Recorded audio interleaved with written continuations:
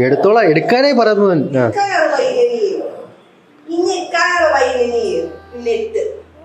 ആശ്വാസമായി, അടക്കി, സമാധാനമായി.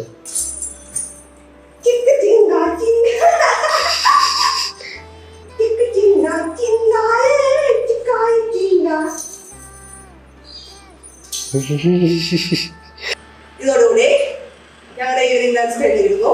നമ്മളിങ്ങനെ ഇരിക്കുമ്പോ സ്കിപ്പിയോടെ സമാധാനപരമായി കൂടുന്നോണ്ടിരിക്കുന്നു. നമ്മളിങ്ങനെ ചെന്നത്